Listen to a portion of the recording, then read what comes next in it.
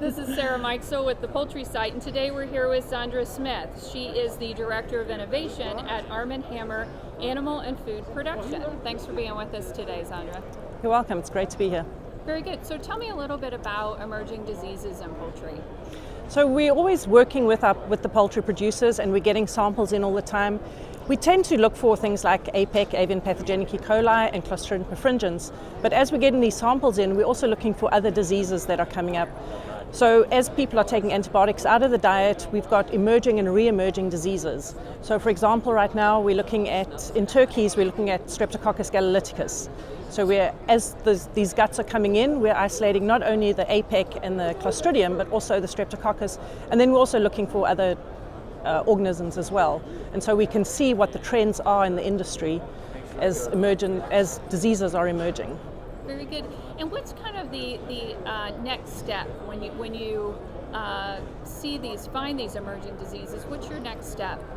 So the first thing we do is look at the diversity of these pathogens across the industry. Are we seeing the same strains at different producers? Are we seeing different strains?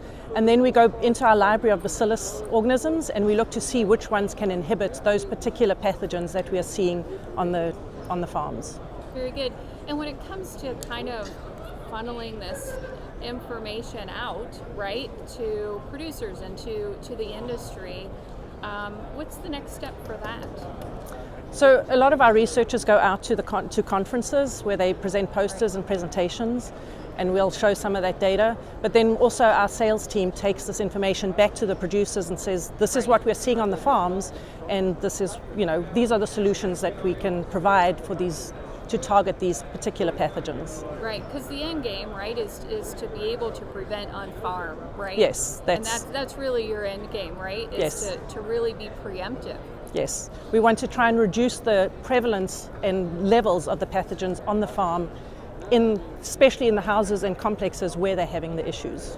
Very good. And what are some of the other pathogens that you see as issues coming to the forefront? Okay, so necrotic enteritis has been coming up quite a lot as people have been taking antibiotics out of the diets.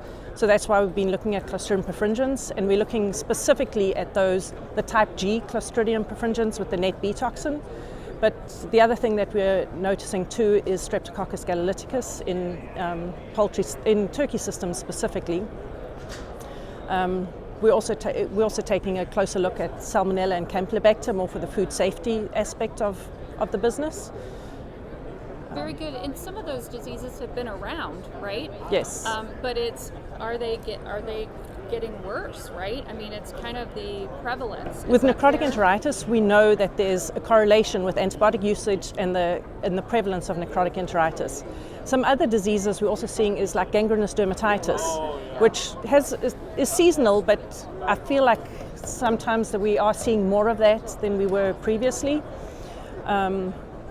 In layers, we're also looking at focal duodenal necrosis, and that we also believe is a clostridial type organism, but we're looking to see what other organisms are in the gut of those birds that are suffering from FDN or focal duodenal necrosis. Very good. And so it seems like it's really across the industry. This is turkeys, and different, chicken type operations, right? Layers and broilers. We're looking at broilers, turkeys, and layers across the poultry industry.